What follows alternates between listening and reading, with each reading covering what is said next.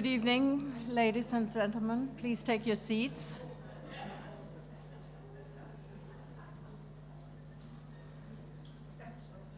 Welcome to the second public reading of the British Council Literature Seminar at Oyun. I think we had a phenomenal day, and we are finishing with a phenomenal writer tonight.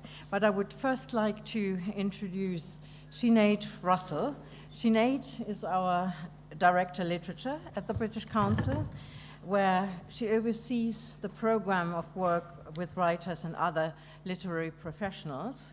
She's building relationships between the reading, writing, translation, and publishing communities in the UK and around the world. And we've worked together on many British Council literature seminars before.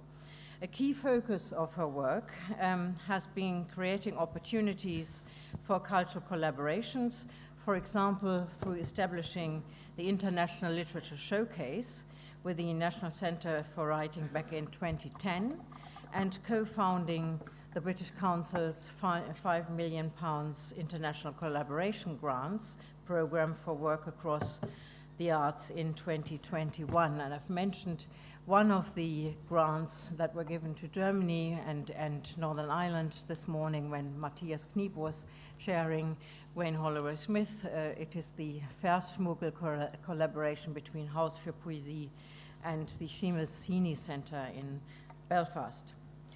Sinead has also been a trustee for spoken word organisation Apples and Snake, an artistic assessor for Arts Council England, and she's also a therapeutic counsellor with a focus on offering support to young adults. And prior to working for the British Council, she taught English as a foreign language in Japan and worked for the Library Service in London. So welcome back to the British Council Literature Seminar, Sinead. We are delighted to have you here chairing, and over to you to introduce Kit de Waal.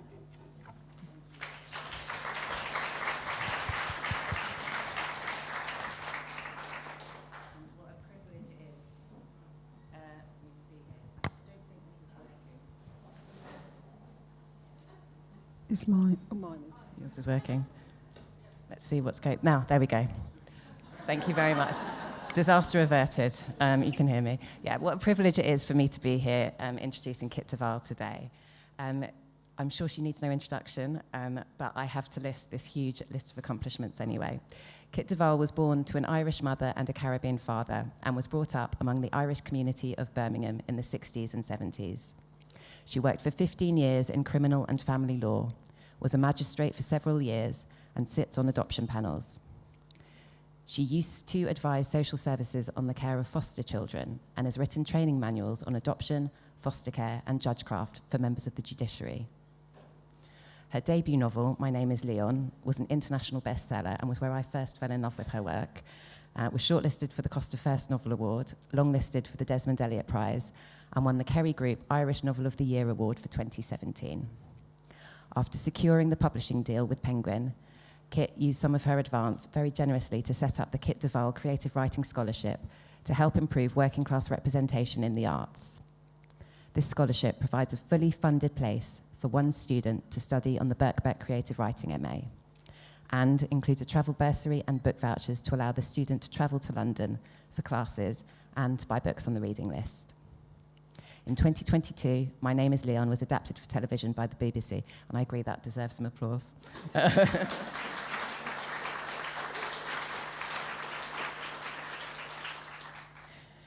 Kit has written about the need for the publishing industry to be more inclusive and presented the BBC Radio 4 programme, Where Are All the Working Class Writers?, exploring inclusivity in the arts and working class representation in present-day British literature. Her second novel, The Trick to Time, was longlisted for the Women's Prize, and her young adult novel, Becoming Dinah, was shortlisted for the Carnegie Award in 2020. A collection of short stories supporting cast was published in 2020 as well. An anthology of working class writing, Common People, was crowdfunded and edited by Kit in 2019. Kit also founded her own TV production company, Portopia Productions, and the Big Book Weekend, a free digital literary festival in 2020, and was named the Future Book Person of the Year 2019. Kit is a Fellow of the Royal Society of Literature and Professor and Writer-in-Residence at Leicester University.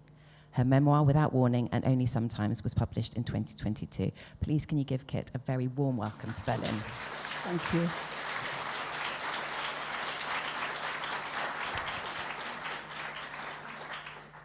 Now, before we begin, we're going to have a chat about your work. We're going to leave plenty of time for audience questions. But it's the 17th of March.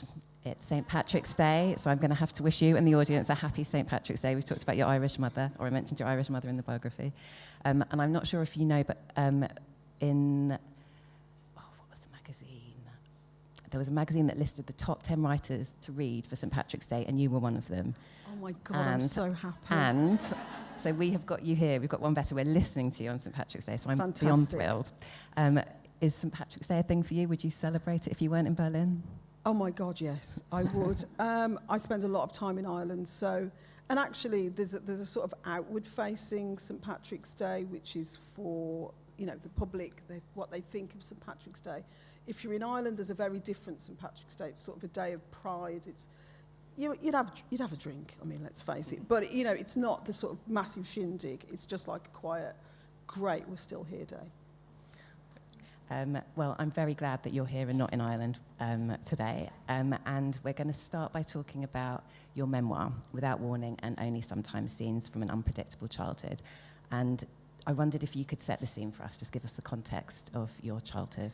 I was born in 1960. My mother is from Wexford in Ireland, and my father is from St. Kitts in the Caribbean. They met, I mean, to be honest, my dad came to England for 5 years. He had a 5-year plan, grew up in poverty himself. He had a 5-year plan. I'll come to England, I will make some money, I'll go home. I mean, that's what most immigrants intend to do, you know, they want to go home. My dad spoke about home. He would never say about Birmingham, where we lived. He would never say, I'm going home. That wasn't home. That was the house he lived in. Home was the Caribbean. He always spoke about home. So he intended to come to Birmingham, make some money, go home.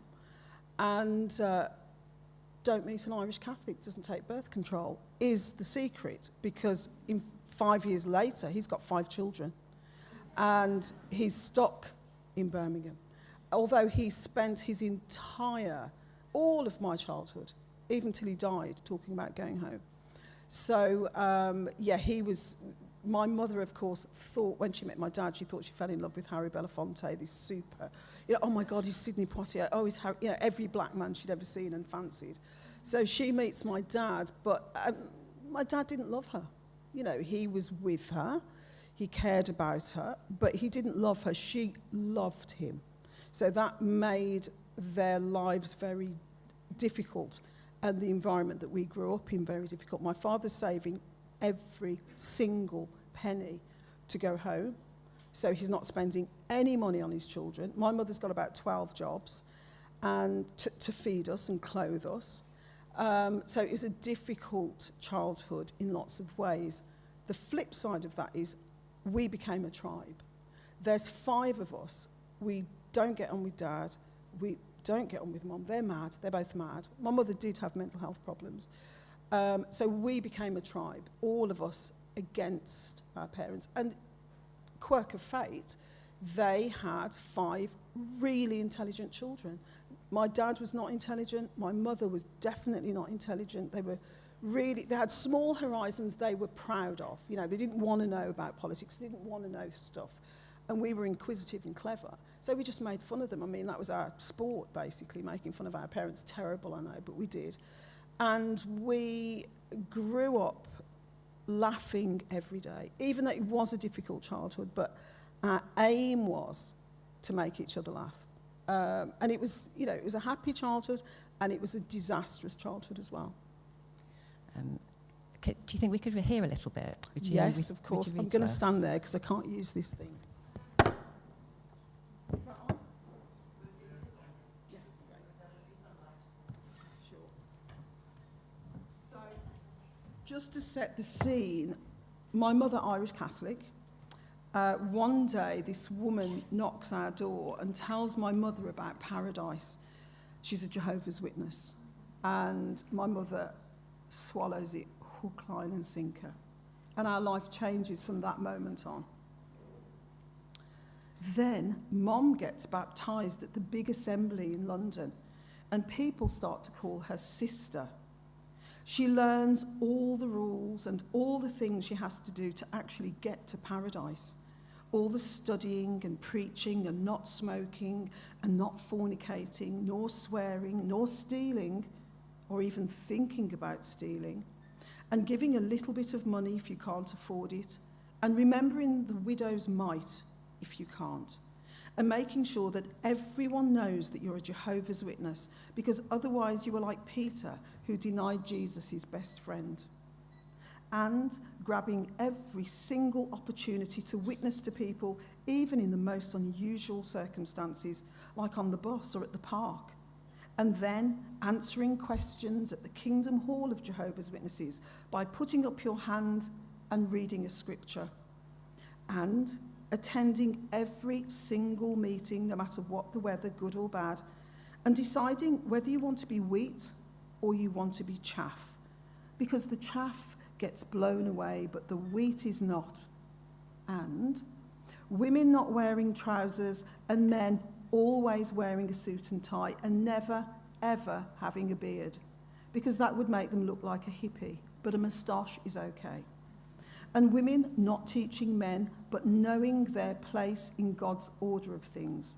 And children being respectful to their parents and obedient in all things, remaining virgins until marriage and only marrying another Jehovah's Witness, and cutting out any bits of yourself that felt like they were turning you into a homosexual, which is an abomination unto the Lord, and remembering not to talk to anyone who used to be a Jehovah's Witness but got themselves disfellowshipped, which means they cannot be talked to or looked at or included in anything, because that is a kindness to them and makes them miss you, and eventually it will drive them back to the flock. And if ever you are in any doubt about anything whatsoever, there is a scripture in the Jehovah's Witness special edition of the Bible that can tell you how to behave or what to do or what to believe. And from now on, you will never, ever be in any doubt about anything as long as you live. Play your cards right, keep the rules, and you will live forever. Of course, it's important to remember that Jehovah made us with free will. Maybe you don't want to keep the rules. Maybe there are other games that don't involve the Bible. If that's the case and you don't want to live forever, there is something waiting for you. For the liars and thieves and people who watch Top of the Pops instead of going to the meeting, and people who accept birthday cards, and people who want to have sex with their boyfriend or girlfriend, or boyfriend and girlfriend, and people who think hymns sound nice, and anyone who is Catholic or Muslim or Sikh, Christadelphian, Methodist, Baptist, Mormon, Seventh-day Adventist, Church of England, Hindu, Jew, atheist, Scientologist, Buddhist, or just plumb not interested. There is a terrible death waiting for them. They will die at Armageddon when God brings his righteous judgment on all the evil people in the world, with earthquakes and floods and fires and death and destruction. There is not long to wait. No. The end will come in 1975.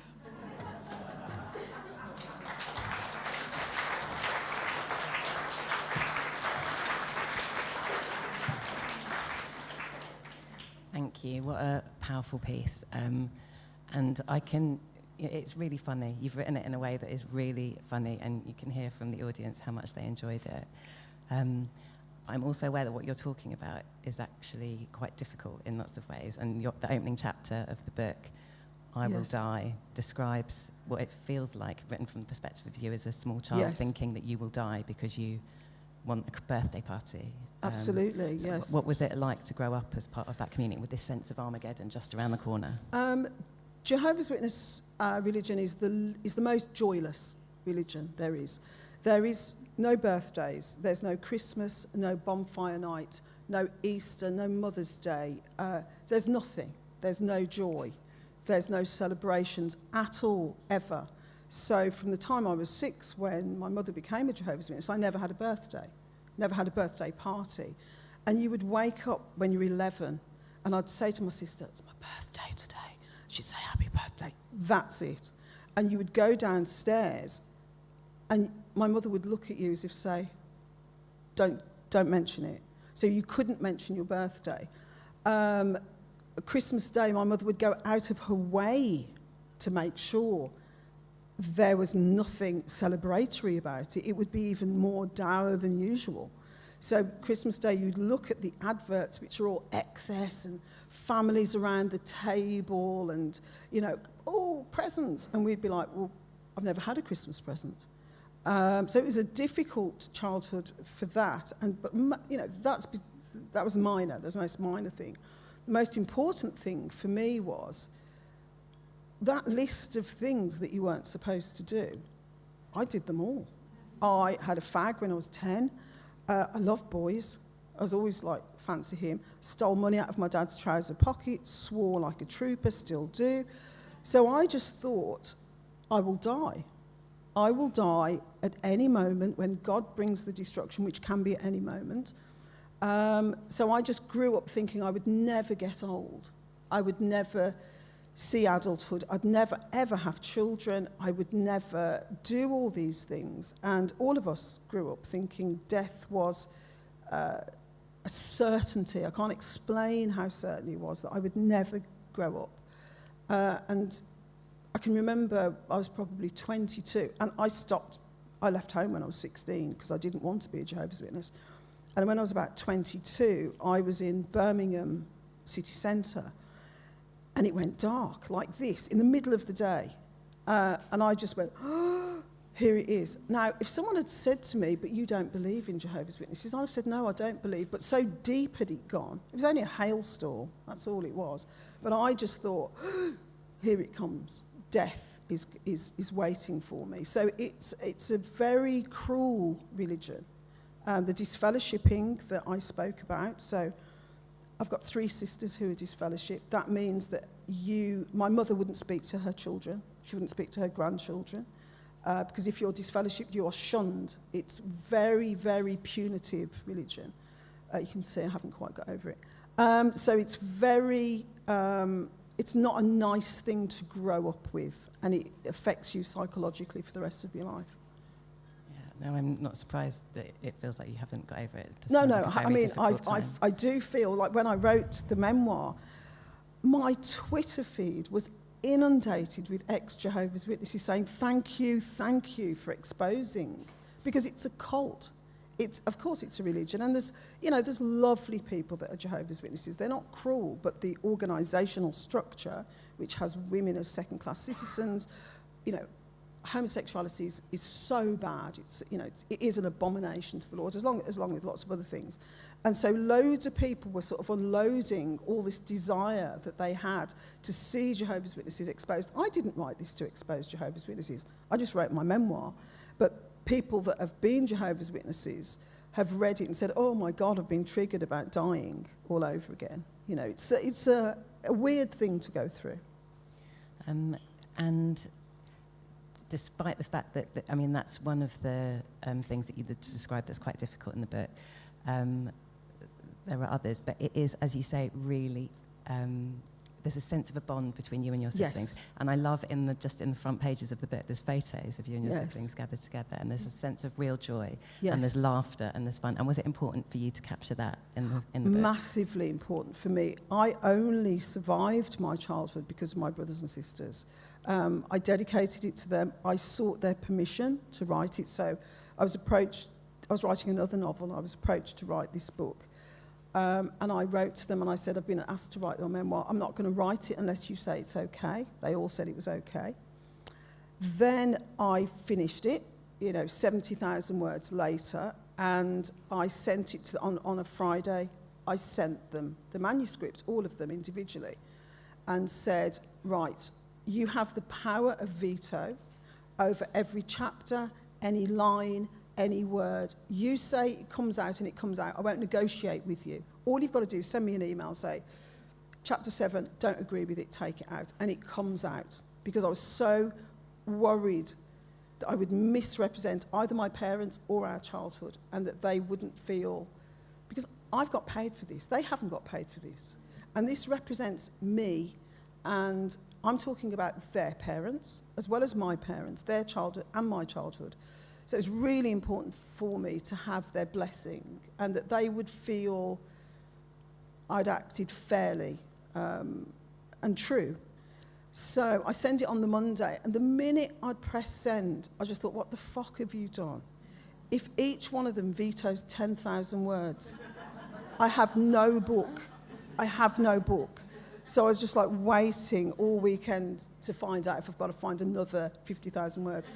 And the phone was ringing the whole weekend. Actually, that's not a phone, is it? That's a phone these days. So I'm picking up the phone, and all I can hear is from my sisters and brother going, and I was thinking, oh my God, what have I said? And they were laughing. Oh, that time when we did that, and the joy of them seeing our memories on paper. And in the end, at the end of the weekend, because they had to read it quite quickly, one sister objected to 2 words out of the entire book.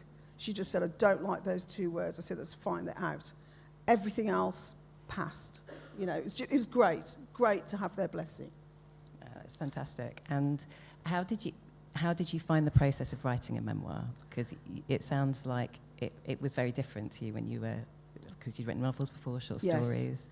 Well, it was strange because there was no plot. There's no plot. I was just going, this event, this event, this event. And when I'd written maybe 10 chapters, I just thought, this is really the story of the dissolution of my parents' marriage and how bad that became. It's the story of tribalism and survival. And I found so much joy in it. I knew there was joy in my childhood. I was never in any doubt about the joy of my childhood. But I was weeping with laughter sometimes. Like so my mother had mental health problems. And one summer, for no reason whatsoever, she brought my brother, who's about 7 at the time, a pair of lederhosen. And she made him wear them for the summer. It was a really hot summer. And he was this little stick insect because we didn't have any money. He was really thin. And he had to wear the lederhosen next to his skin. And he was sweating in it all the time. And they were heavier than he was. And she, at the same time, brought herself, does everyone know what a Davy Crockett hat is with a fur tail? So she buys a Davy Crockett hat with a fur tail and a mouth organ. And she sat on the back step for the whole summer, and I'll remember it really well. And she tried to learn a song called Beautiful Dreamer. And she would just be there doing this with the mouth organ, and we'd go, Mum, we're hungry. We're so hungry. And she wouldn't respond. And, we were laughing at Dean all the time, wearing the lederhosen, because we didn't get lederhosen, he got them. So we were just mocking him. And that was very normal to us and to her, that we would, every 6 months, there'd be a new thing that she would do that was just utterly bizarre. And so I ended up remembering them and laughing about them. They are funny, I know it sounds cruel, but it was funny. At the time, it was funny. And we were... we found joy in her odd behaviour. Damaging behaviour. I'm under no doubt that it was cruel. And I think had we come to the attention of social services, we would have been taken into care. There's no doubt. But we managed to just fly under the radar. I'm just imagining your mum with her hat now. And I know in the book, you talked about your dad buying these beautiful shoes and having these lovely... Could we talk a little bit about your dad? Yeah, so my dad was beautiful, handsome man, 6'6", just incredibly pretty, I suppose. And he loved himself. He just loved himself. So whilst he wouldn't spend a penny on his children or the house, he was immaculate. He used to buy beautiful mohair suit and red tie, silk tie and a matching handkerchief and cufflinks and silk socks that you could see through and a linen shirt, and he'd buy Chelsea boots, and we're starving and we're wearing rags, and he'd bring these things home and he'd put the Chelsea boots on the table and he'd go, come and look at the Chelsea boots. And we'd go, we're starving, Dad. But you had to go, God, Dad, leather soles, they're absolutely beautiful. He was oblivious to the fact that he was supposed to feed us and clothe us. And he worshipped himself. He was also incredibly funny. He was just a funny man. He would tell you jokes. And he loved film. So he really loved films. I think he imagined himself as a film star, probably. So in our house, there was one warm room. And the warm room was the room my dad sat in to watch films. And he'd sit and watch the films. And obviously the house is freezing, so we had to sit and watch the films. This is way before the days of press pause or rewind. You sat in absolute silence. And you watched the Maltese Falcon, Casablanca, all of the old films. And if there was a break, if it wasn't on BBC Two, he would turn round to you halfway and say, who was Olivia de Havilland's sister? And you had to know the answer. And he'd say, who's directed this film? And you'd have to say, David Lean, Dad. You had to know the trivia. You had to know the director. He would say to you, look at the gun, watch the gun. And then the gun would appear at the end. He was absolute master. It was a masterclass. It was a PhD in film. We didn't know that at the time, and we didn't care. We just wanted to be warm. But now, obviously, I can see all of that learning about structure, learning about characterization, learning about the hidden, buried stuff in your book that comes out in the, it was a great learning environment, albeit slightly tyrannical. I've got this just sense of you all sitting in silence in the room, and there are a couple of other times when silence is really significant, when your dad's mother, Black Nana, is looking after you and she's telling you and your sister off and you have to be silent. But then I'm also aware of the different language, the Englishes that you would have had around you. Yes. Like having the Irish community, the community of people from St Kitts, and then you went to grammar school. Yes. Understand? And then the English that was spoken there was perhaps slightly different. I wonder how that has fed into your writing and how it has affected you finding your voice as a writer. Well, we grew up with, so we had two nanas. We had Black Nana and White Nana, and we called Black Nana, we called White Nana, Nana, because she'd have killed you. So she was just Nana, and then there was Black Nana, and they hated each other. Neither of them approved of this mixed marriage at all. My white grandmother came to England for a better life. What you don't do is because lots of racism against Irish people, and what you don't do is marry the next rung down, which is a black man you're supposed to marry up. So she wasn't pleased that my mother had married a black man at all. She thought we were, as she described us, neither fish nor fowl. Like, what are they? I mean, what are those children? My black grandmother came over to look after us while we went to work. She hated the fact that my father had a black girlfriend in the West Indies, that he left and married this white woman. So them two hated each other. And they would talk to us all the time. My black nana would talk to us about how terrible white people were all the time, half white. My white grandmother would talk to us about black people. Both of our parents would talk to us about the other person. We recognised it for what it was, which was ridiculous. But we grew up with all of the different diction, language, the ways of these different communities, as well as the English community, because you live in England, but you have the West Indian community, you have the Irish community. And we, even now, if I'm talking to a black person, I will use different English. It's only slight, it's an inflection in the voice. When I go to Ireland, you wouldn't say anything was great. You don't say, oh my God, that's great. You say it's grand. And you just slightly change all the time. If I'm in an extremely middle-class white environment, I've got a different voice again. If I'm talking to a Brummie, if I'm talking to my brothers and sisters, a different voice, a different lexicon. And they're all me. You know, I don't feel any sense of falseness. They're all me, and I love it all. I love that richness that each of those dialects or patois brings to the other thing. Yeah, so you're multifaceted. Yes, all those different angles. I actually wanted to ask you about the going to grammar school experience, and Yes. given the context of this seminar about class and what that meant for you. Well, so I went to a grammar school. Grammar schools in the UK are, if you don't know, they're a sort of where they hive off the clever working class children and send them to it. It's a brilliant education. I had a fantastic education that really put me in good stead, but I hated it. We were poor. I didn't have the right uniform. I had nothing to eat. I would go to school every single day with no breakfast. I found it difficult to learn. And also a lot of the children in my class were middle-class children. And the racism was rife and unbridled and unhidden.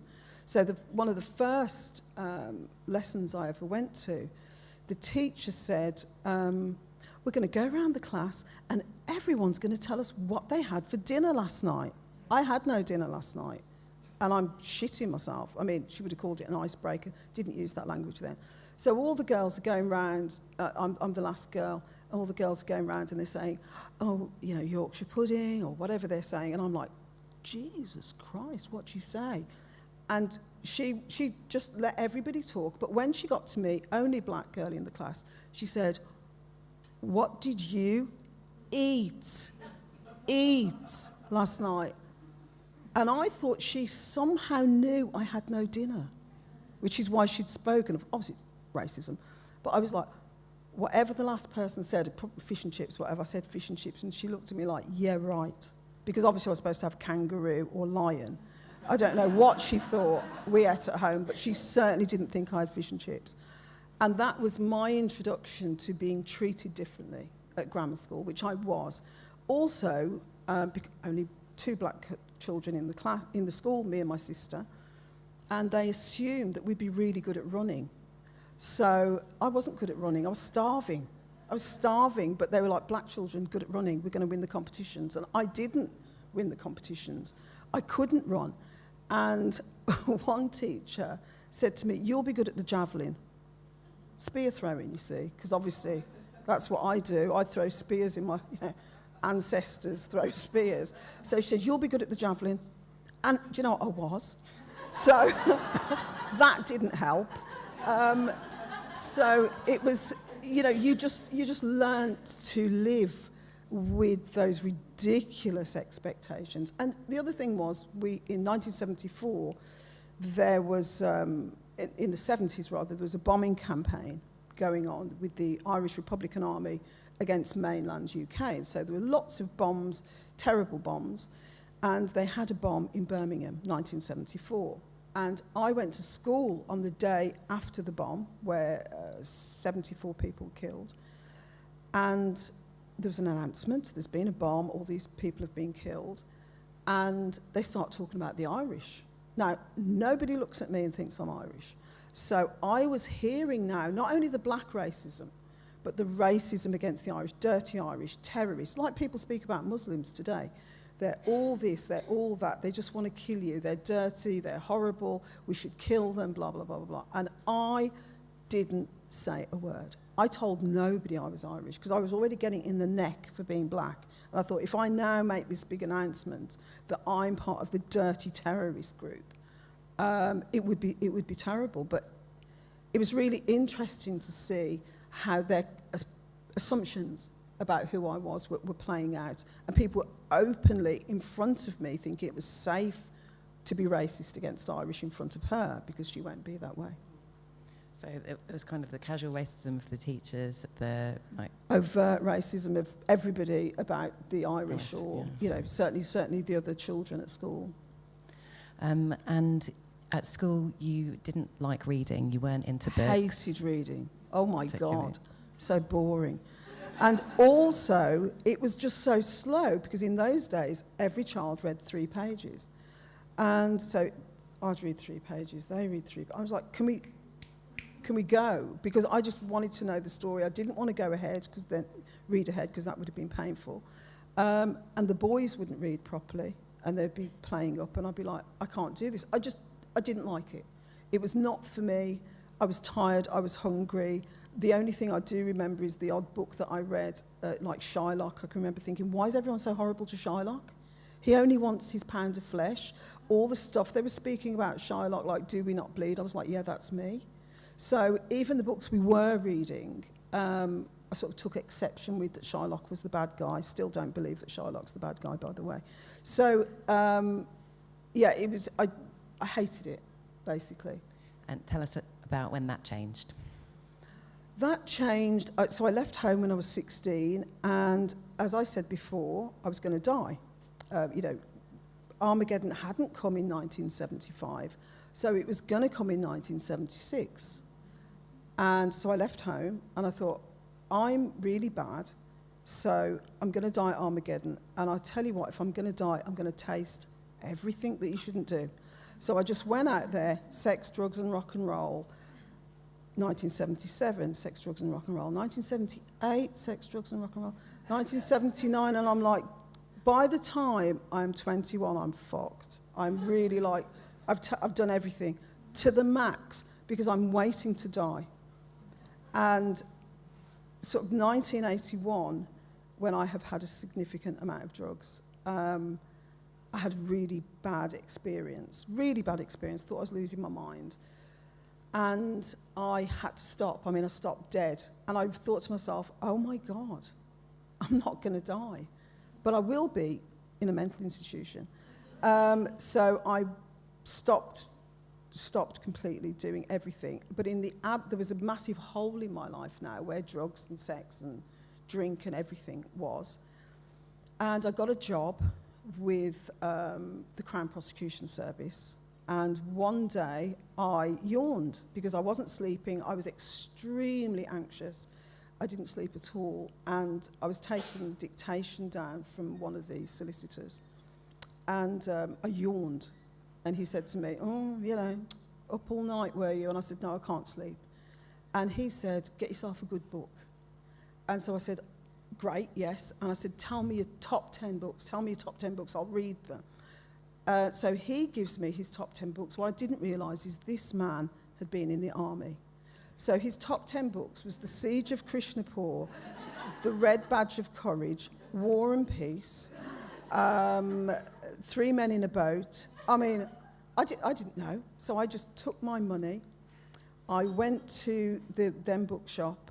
I had loads of money because I wasn't buying any drugs. And I went to the bookshop, and it just so happened every book that he had recommended had a black spine, and it was published by Penguin.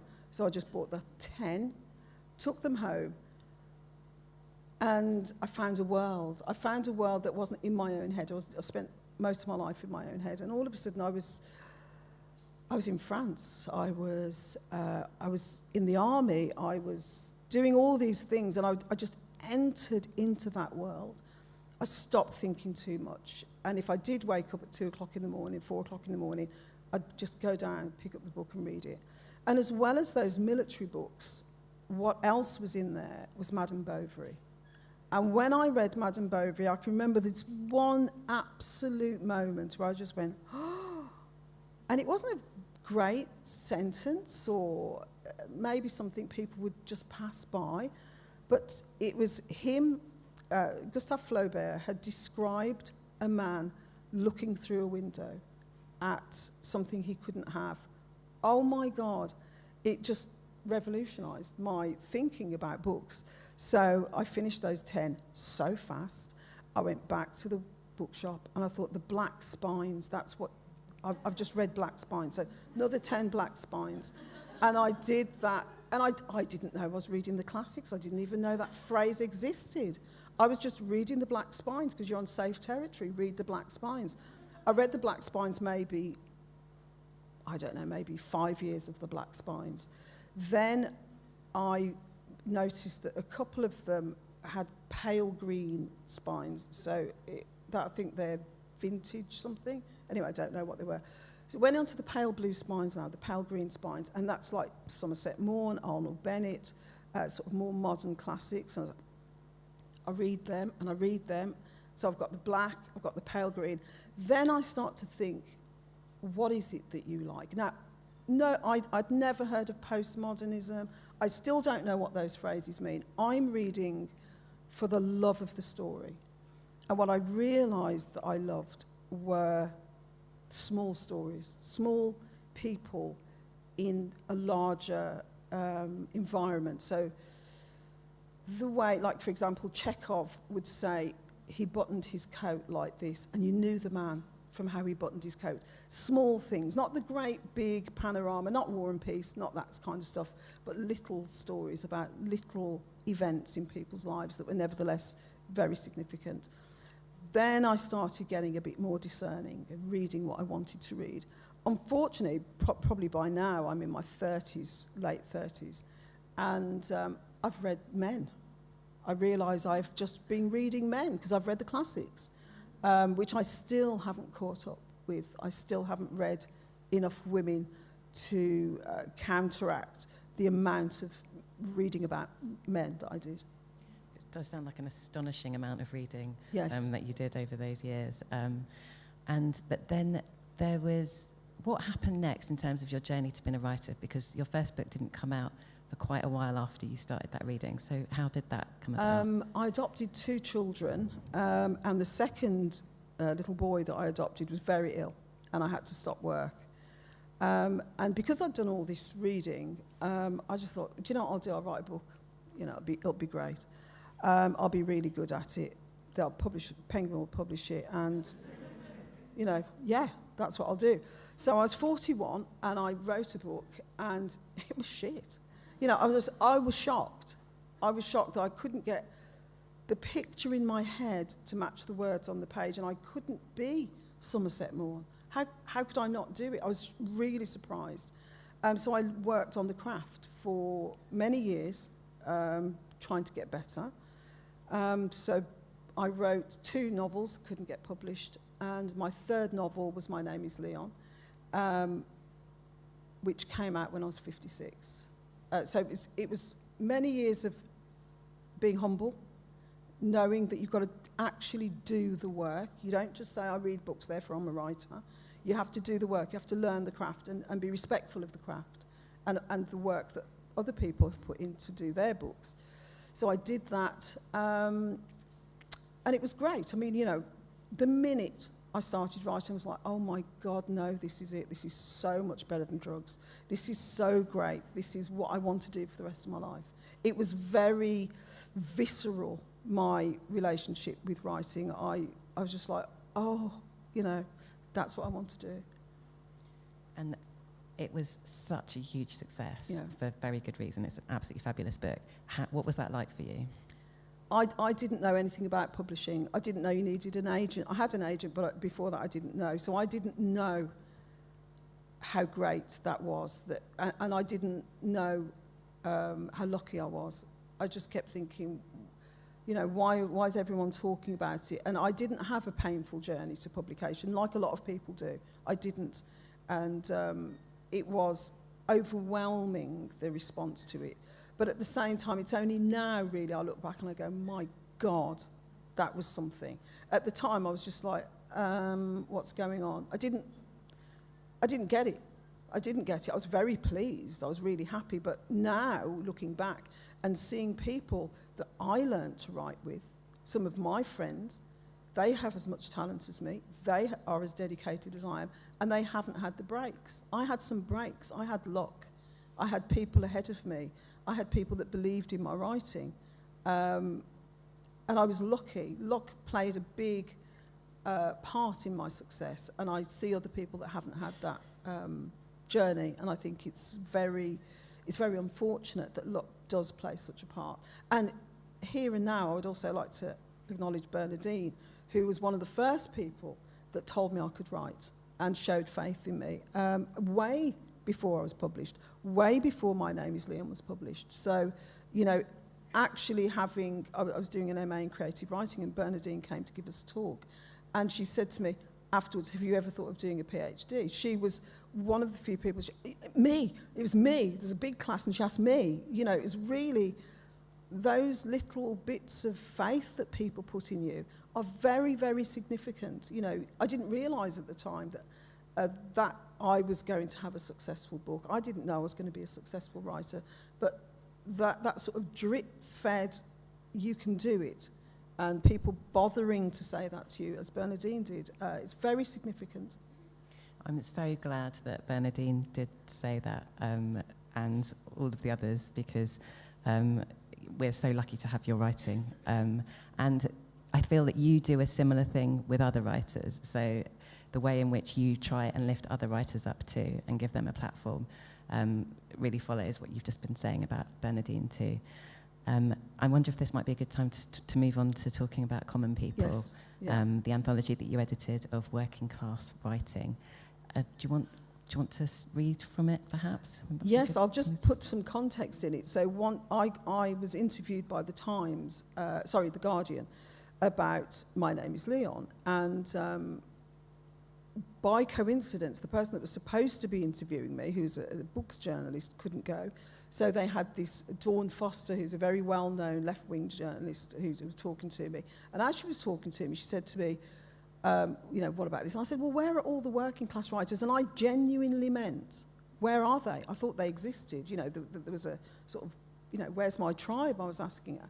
And she made that the headline of her article, nothing about My Name is Leon, but all about working class writers, which was great. And I sort of became a very accidental spokesperson for working class writers. And, you know, I talk about it all the time. And it became more and more important to me. And what I realised was, as I said before, there's lots of working class writers that don't have networks. They don't have someone to help them. So what I did is I asked 17 well-known writers to write 2,000 words of memoir, and 17 unknown writers to write 17 writers to write 2,000 words of memoir.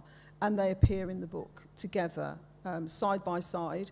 And you know, there's no difference in quality. There's no difference, oh, here's the well-known writer, here's the new writer. They're all brilliant pieces of memoir. And I wanted it to reflect all the different ways in which we're working class. So in England, when people talk about being working class, they imagine that you've got a whippet, a flat cap, your dad was a miner, you live in a tower block, you must live in a tower block, and there's heroin needles in the stairwell. And that's working class. That's what people think. I wanted to talk about the enormous variety of working class experiences that there are. From of course, there is that model, but there's also the working class people who have 2 holidays a year in a car and own their own house. They're still working class. And I wanted to talk about all the joy that there was. So I'll read the introduction which I wrote, which reflects that.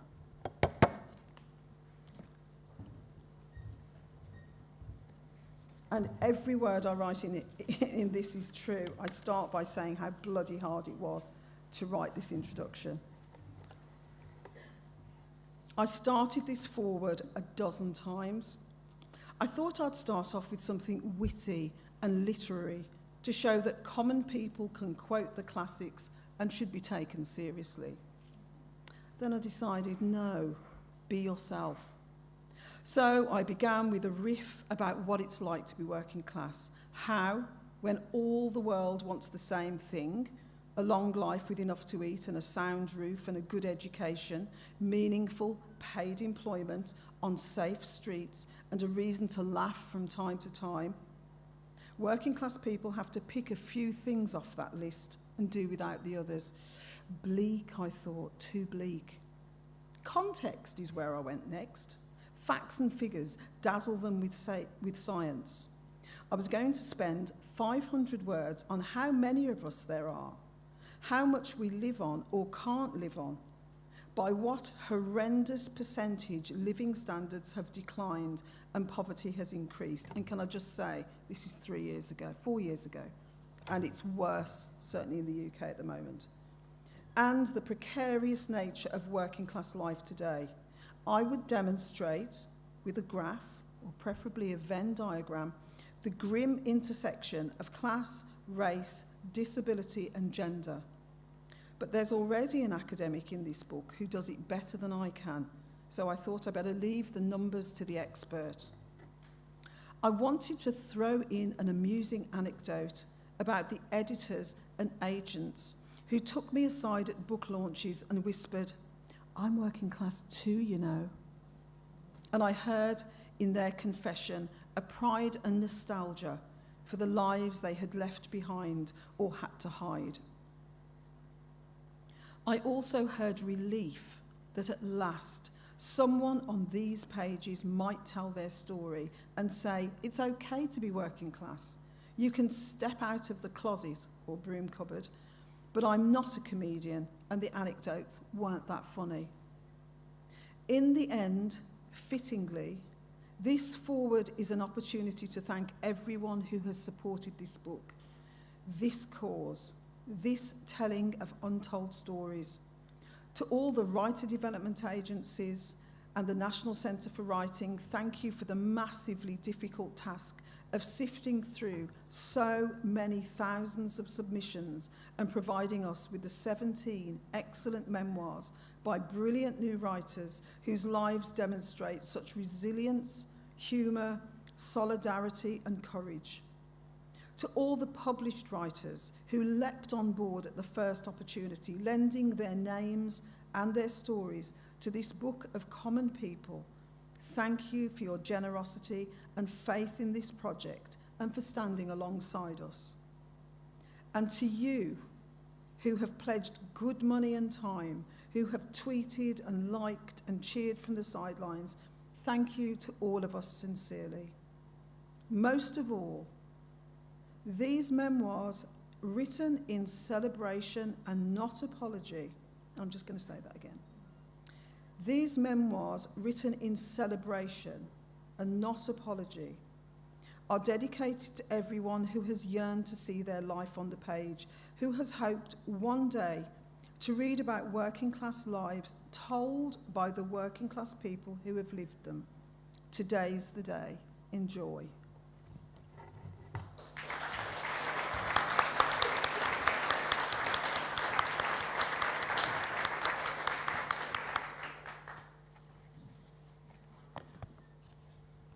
Thank you. Wow, I kind of just want to let that hang in the air for a minute. It's a really beautiful piece of writing. And what was the response to the book? Oh my God, it was overwhelming. It was crowdfunded, and to crowdfund, I think we were told we needed £26,000 to get the project off the ground.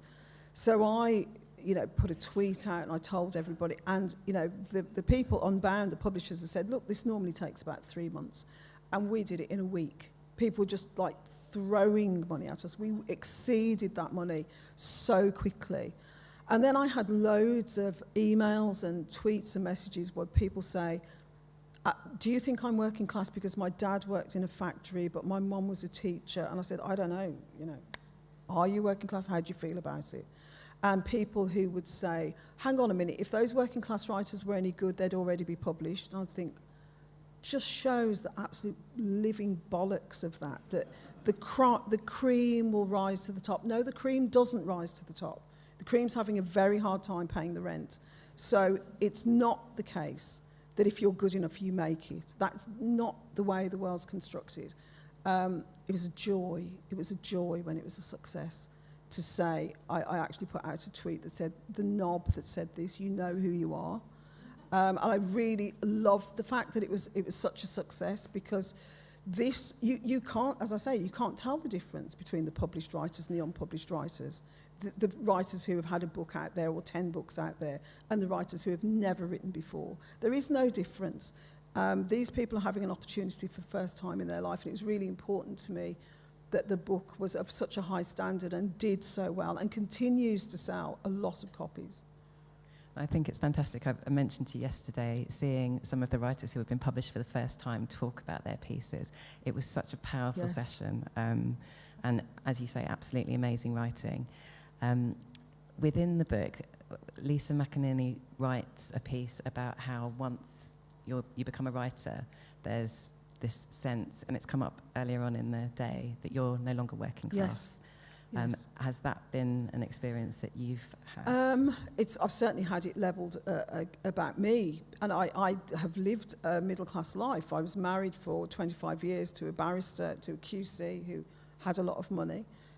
Money is not the determination of whether you're working class or not. You know, I always use the example of Wayne Rooney, who's a footballer, who's already been mentioned actually. And Wayne Rooney is a multimillionaire. He is not now middle class because he's got a lot of money. And you have, certainly in the UK, impoverished gentry who haven't got two, you know, Lady so-and-so hasn't got 2 pennies to rub together. She doesn't now become working class because she's got no money. It's not about money. It's about life chances. It's about how you're brought up. It's about the lack of capital, both cultural and financial capital that you have. It's about so many things. It's not about money. And I had a lot of people, you know, asking me to determine what it was. Fortunately, I don't, you know, everyone's got to determine for themselves if they're working class or not. I would find, for me, if you don't think if you're not sure if you're working class, you probably aren't. Because I think working class people know who they are. It's not a doubt thing. It's not I'm not sure. I am working class, and nothing would ever, ever, ever happen to me that would change that. And I'm aware we're talking in Germany, Yes. and I'm really intrigued by the way in which the book might have been received internationally, because a lot of what you've been saying sounds pretty universal to me. Yes. Around the world. But sometimes the sense of the specific class structure in the UK perhaps looks slightly different. How has the book gone down in other parts of the world? It's gone down. Other parts of the world have not as delineated as it is in the UK. I think the UK have got it down to a fine art about where you are moving between the classes. Certainly in Ireland, so we published 2 years ago The 32, which is a book of working class writings, exactly the same format, but it's for Ireland. Now in Ireland, land ownership, so in this country, if you own land, in England, if you own land, you're probably not working class. In Ireland, you could own 40 acres and still be working class. It's a very different thing. And you could be a farmer in Ireland and be working class. Very unlikely you're a working class farmer in England. So it was a very different prospect doing this for an Irish audience. And actually, it was harder to define what working class is. So we had a great reception to that, and again, really well-known Irish writers got on board. It was fantastic. And I'm just wondering about, I've got an eye on the time, and there's just not enough, because I want to give you plenty of time to read at the end, and we want to ask audience questions too. Perhaps, what's next for you in terms of your writing? I'm just about to finish another novel. Oh my God, I so regret the structure. It's so hard. It's so hard. And I just think to myself, you know, that all writers would say this, push yourself, don't stay in your comfort zone. So I took that on board. I regret it now, and I wish I'd stayed in my comfort zone. It's been hard to structure this book, really, really hard. I love it, and I'm happy with it, but it was agony. I can honestly say it was agony. I'm very, very glad I did it, but next time I might go straight back to my comfort zone. Well, I'm going to look forward to both of those things. Do you want to read from some of your fiction? Yes, yeah. So, hang on a second, I'll go up there. I'm going to read some flash fiction. For those of you, I've got to read some of it off my phone. For those of you that don't know what flash fiction is, it's an entire story in 300 words, or 250 words sometimes. And it's not poetry, and I'm very, very aware that I've been overwhelmed by how great the poets that we've heard today have been. And I'm not a poet. I'll just say it again, I'm not a poet, I'm not a poet, I'm not a poet. These are not poems. And also, I'm not a performance poet or speaker at all. I don't have to often perform my work, and I'm not going to perform it now, believe me, not following what we've seen. But I will just read some flash fiction. As I say, they're complete stories in 300 words. This one's about my dad. It's called All the Words He Ever Spoke. Every so often, I would find myself talking with my father. Through a gap in his indifference and inattention, he would turn a yellow eye on me and speak. He would start with a question, something I could never answer, about the meaning of life or loss, sometimes a riddle or a joke. But the conversation was always lumpy, uneven, difficult to hold, and it would slip away from both of us, often at the same time. But by infinitesimal degrees, I learned everything about him, or so I thought. I watched his mouth move as he massaged the heel of his palm with the pad of his thumb, and I believed everything he told me, his easy beliefs, his elaborate justifications, until, over the years, from the clues and fragments, I constructed a resume for him that read like the epitaph for a great ship, forged in fire, strong, unsinkable. And I used it as a charm against loving him or expecting ever for him to love me. I thought a big man would make a lot of ash, but it blew away in seconds. All the words he ever spoke and all the words I could not hear. And this one is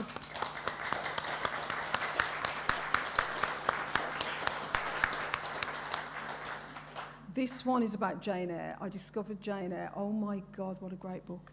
And then I discovered Jean Rhys. And I was like, what a great book. So this one is about Mrs. Rochester, the first Mrs. Rochester. Well, the only, actually, of course. Yeah, the only Mrs. Rochester. No, they did get married later, didn't they? So anyway, this is about the true wife. And it's called I Am Mrs. Rochester, and I Know All the Colours of Love. I look down from my window, Edward, and I see you with that milk-faced girl. See your green eyes slip around her young waist. See you trying to keep your neck straight when she walks past, trying to fool yourself like you fool me. I see you. I hear her round heels on the hard, cold floor under my room, and I wonder about your nights. Does she play the piano for you, Edward? Does she dance? Does she make you laugh? Does she love you? Remember me, Edward. Remember our climb up Spanish Hill, hard, until your white shirt stick to your white skin and my high yellow dress to mine. We basted ourselves under the red sun, and then I dived down into the blue water and took too long to come up. You were worried then. You shouted my name and it sounded sweet on your tongue. Remember the cool shade of the tamarind tree, Edward? Remember the long hours of the purple night when you whispered and said, I was wild? And I said, yes. I lived life like a man, you said, and I said, yes. You said your love for me was intoxicated, consuming, never-ending, and yes, I said, and yes, and yes, and yes. I still have my gold band, Edward. You have yours? And then you brought me here where the grey house sits on the grey hill, stone upon stone, high as the grey clouds in the grey sky.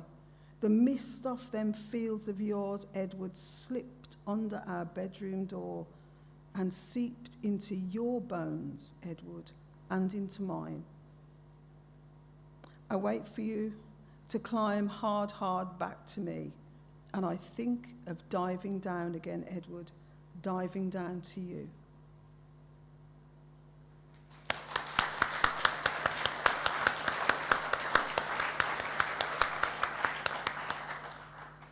And this is called Crushing Big. And Crushing Big was a piece of flash fiction I wrote from a prompt that I do with a writing group of mine.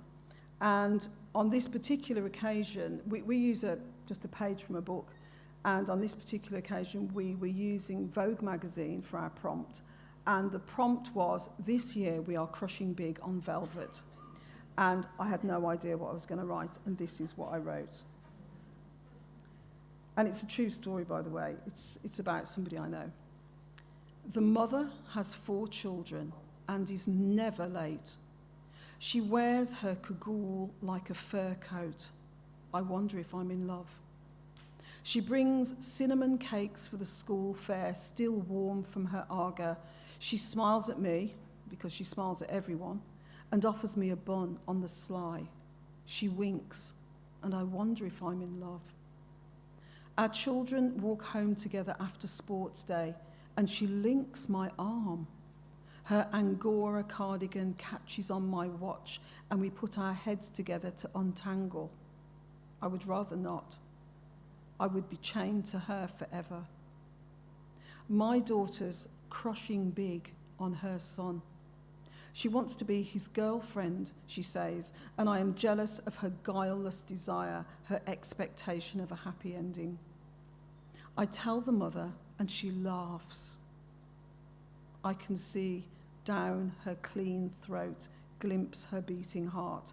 I could jump in, I could drown. At my birthday party, I take her coat, lay it neatly under my mattress, and wait for her to go. Did I bring a jacket? She asks, swaying at the front door. I do a dance of uncertainty, check the cupboard, swear I'm too drunk to remember. I do not sleep.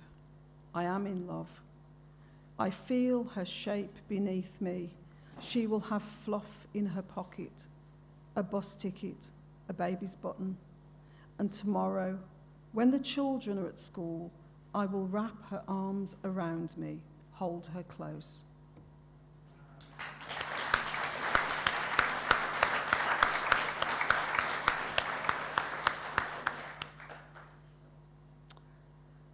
This is one that's never been published, and I can't remember now. Why now? I should do something with it. The Undertaker's Eye.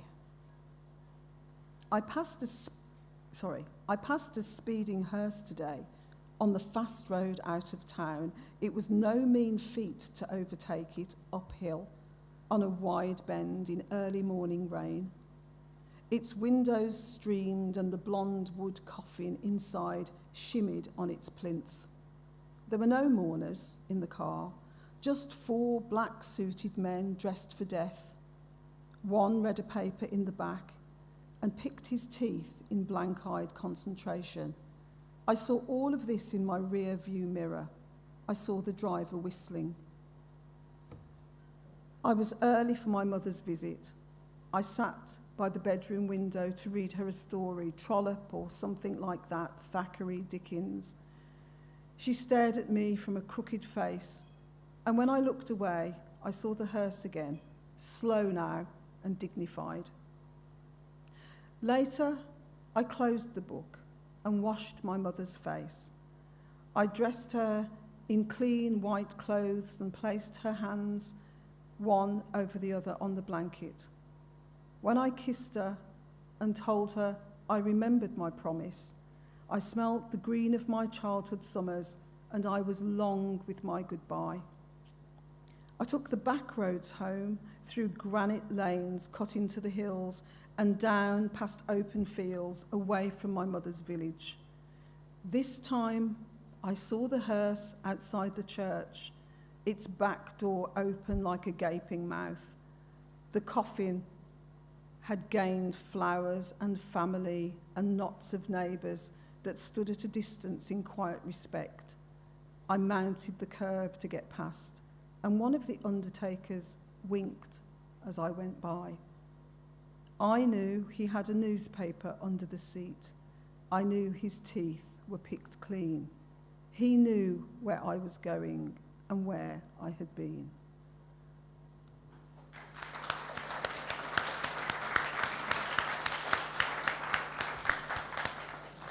This one is called Unfaithful to the Land. She spoke to me of plants and soil and moons. Trees, she said, are wise. They know when to shed and when to bend. She kissed me. She said I was her birch, and she peeled me bit by bit. This thing between us took me by surprise, and I dug in deep. I began to look at nature as she did, seasons as she did, life. I stopped scrubbing the earth from under my nails, under my shoes, under my skin. We ate sandwiches moist with rain and tea unflasked, cold and gritty, planning and replanning our springs. We watched the sky, tilled side by side and kept a straight line. We lifted our faces to the sun and ripened. Then, at the turn of the year, we leaned into the wind and barrowed our harvest home. Time went. She silvered and began to stoop.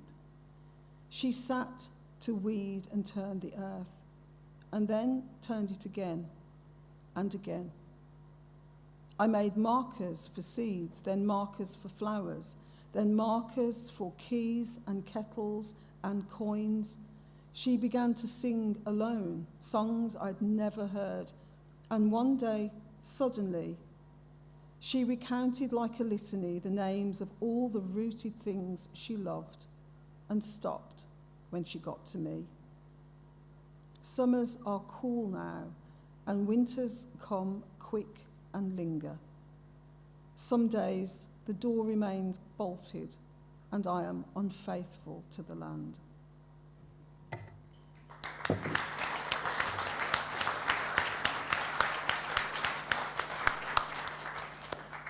This is a story about a man who died in police custody. It's a true story. It's based on a true person, I should say. When I worked in criminal law, one of the people that we represented went to the police station alive and came out of it dead. His name's Castro, and he's a person who appears in My Name is Leon. And it's written from the point of view of Castro's ancestors. In the moment that the officer's boot meets Castro's head, before he spits in Castro's hair and sprays hot piss on Castro's face, before that officer leaves the prison cell, we know, and we are called. Castro will not die alone. We will take him home. He will not feel the concrete under his back, nor the rupture of the artery that dribbles slow blood into the off-pivot of his brain. He will not smell the shit-splattered toilet in his dark cell corner, nor the old smoke of sour tobacco that stains the walls like sepia paint. We will lead him with unblooded eyes through the terraced gardens of his childhood street, where he runs with a wooden sword with boyhood friends, a knight, a prince, a pirate. We untangle him from summer cotton sheets and rock him with a mother's hand. We will take him then to the foothills of a Caribbean island, to the edge of a sugarcane field, where a free man works a 90-hour week for a plantation king and dreams of better things for the free children to come. Castro, with a straight and unbruised back, sits on the porch with his ancient grandfather to watch the red sun smile on golden acres, and he tells that man that he was nearly free, and now he's going home. We will carry him unchained past tall masts in a crowded harbour to the marketplace, where another man stands in shackles, 7 weeping stripes on his long black back, and we whisper, we and Castro and all the mothers and grandmothers, that we are going home, we are going home. We will walk on unbroken legs back across the water, Not like that first time, that long time, when we lay in chains, skin to skin to skin, not like that. Castro will not die alone. He will lie straight and whole in the rich black soil of Mali, under an indigo sky, under a white moon. And when they come, the officer that pissed and the officer that kicked and the officer that sunk his elbow into Castro's throat, they will not find him there.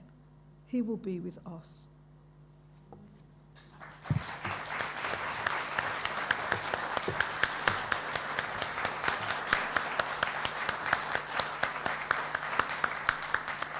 And I'm not quite sure why I'm doing this, because the stakes are really high. So I was listening to Wayne's talk earlier on, and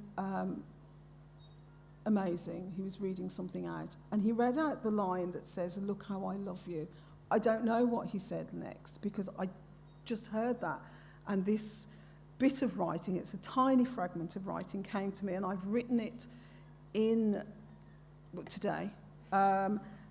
And I wrote it in the bits between, in the gaps, and it's probably fitting for a seminar about writing and books that I read it out, and I'm absolutely dreading it. The background to it is that I've got 2 adopted children. They're not related. I went through the adoption process twice. I can't have my own children. And I very, very rarely speak about my children, really, really rarely speak about them, because that's their history, that's their business. But I wanted to write something. When I heard Wayne say, "Look how I love you," I immediately thought about my children. So this is for them, with thanks to Wayne for the prompt. Look how I love you. Look how I open my womb for the social worker, as she nibbles unaffordable biscuits in milk and white chocolate, individually foil wrapped on my best plate. Look how I smile at other people's children. Look how I wait. Look how I imagine you thumb-sucking on a single bed in a coastal town, dreaming of someone to catch you. I will bring you Bambi, soft and brown, who will disintegrate from relentless hugging when you are 14 and discover your mobile phone. And you, I see you in a northern town, in a terraced house, too close to a hissing fire, wearing new shoes I have brought you for your first steps in a carpetless room, and I will buy you everlasting Nike trainers before you need them, before you ask. I drown you both in the things we never hoped to have. Look how we waited to love. Thank you.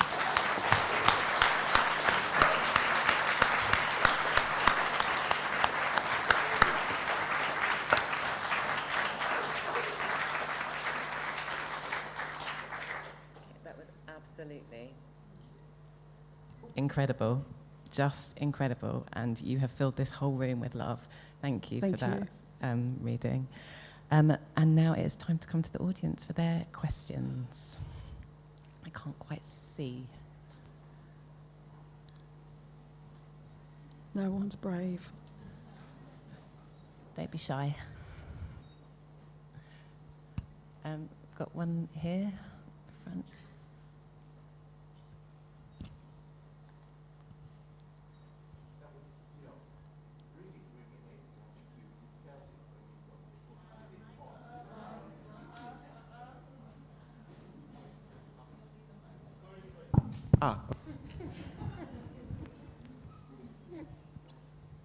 No.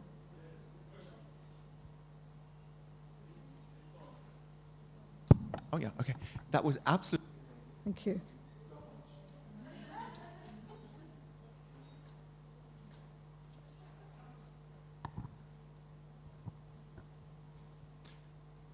That was absolutely amazing.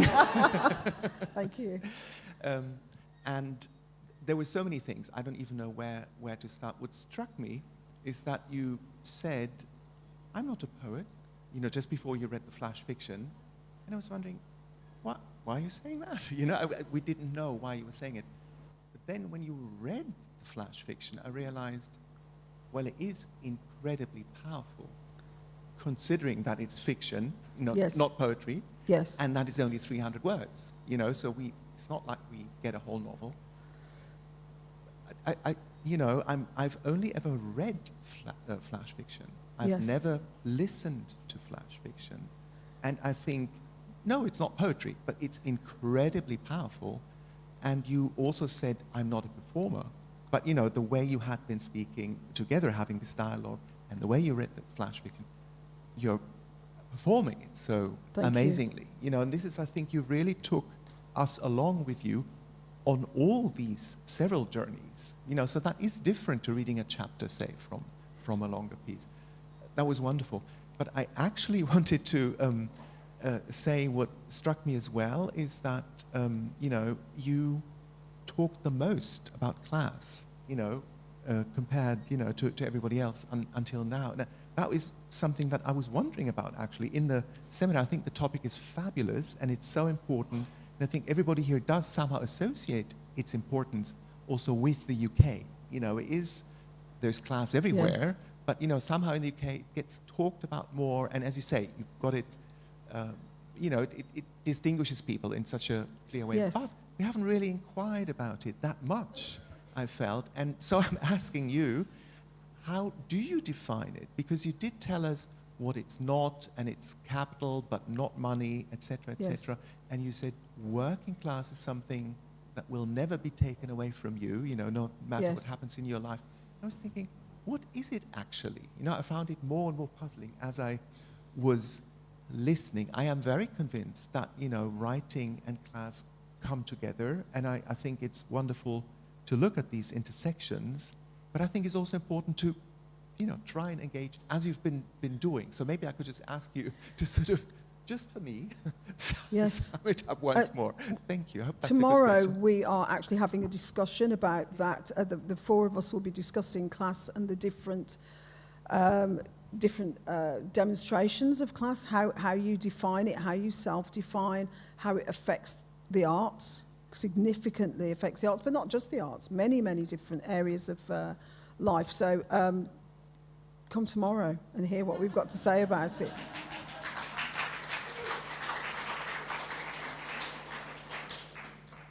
Okay. I will, of course, I'll be there tomorrow, but I'll just tell you for tomorrow why I'm asking it as well. I'm interested in porosity. I'm interested in the little holes in the barriers that separate us in terms of class, but also in terms of gender, in terms of ethnicity, in terms of religion. So I think there is porosity amongst all these categories. Yes, I would And agree. so, you know, I will come tomorrow, and I'll be asking about porosity. Thank you so much. Thank you. We'll all look forward to the panel discussion tomorrow. We've got another question here. Hi there. You talked a little bit about your journey towards learning your craft, how that was important to learn your craft. Can you tell us a little bit about how you learned it, and do you have any sort of like key lessons that you can share with those of us who are aspiring writers? Thank you. Well, I did do an MA in creative writing. It wasn't very good, the one I did. And, you know, they're of variable quality. Mine was not very good. But there are very good creative writing courses that you can do. Not everyone can afford that. You know, it's not in England, it's £9,000 or whatever it is now to do an MA.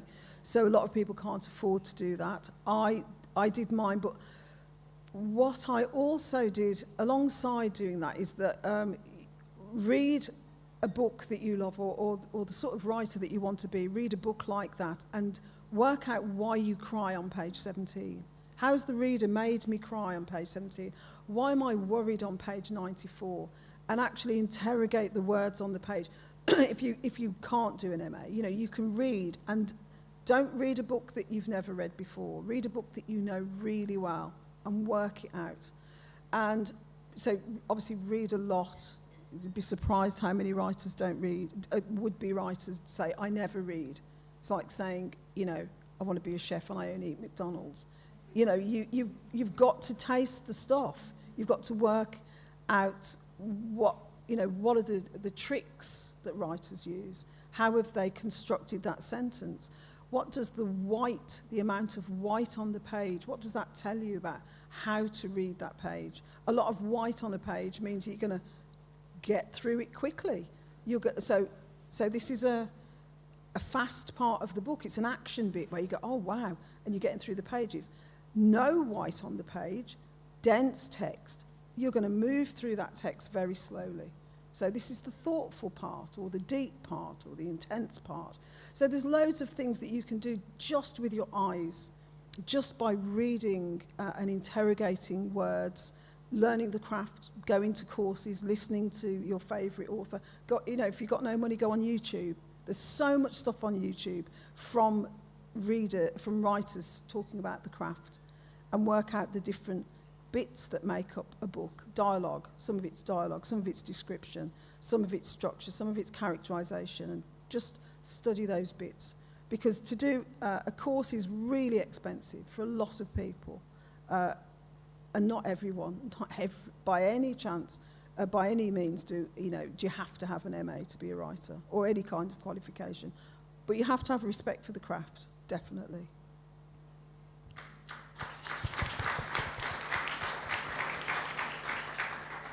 I think we've got time for one more question. Is it?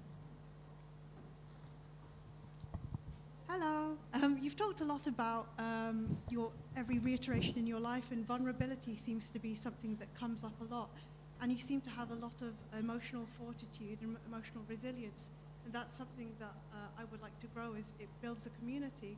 How have you cultivated that in terms of your economic class, your black background, your Irish background? How have you cultivated such strength in what you do?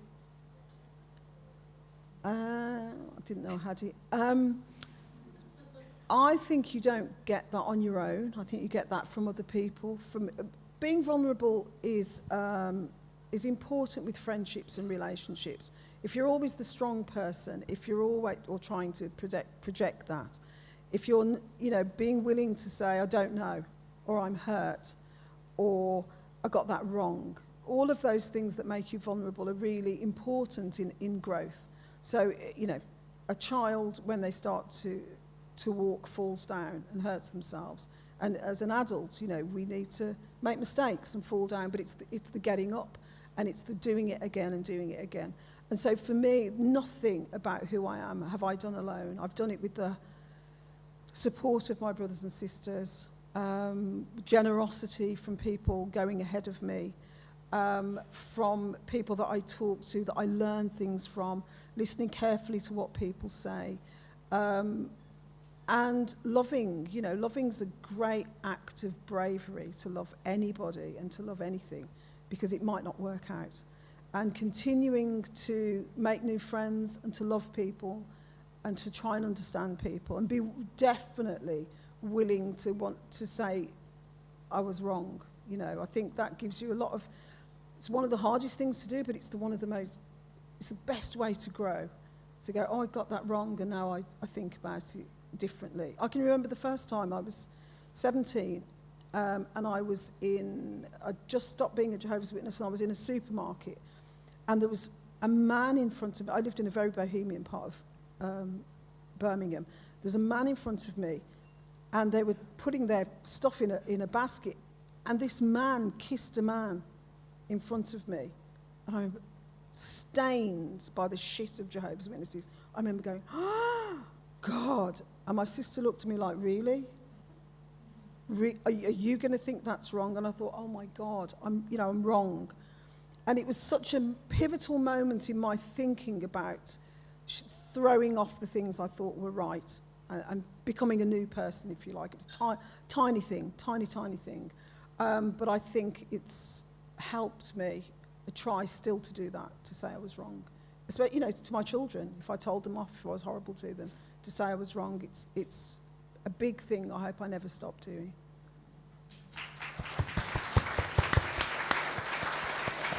Yes. Kit, we have loved having you here, so thank you so much. Thank you, everybody. And thank you to all for your questions too. Thank you. Thank you.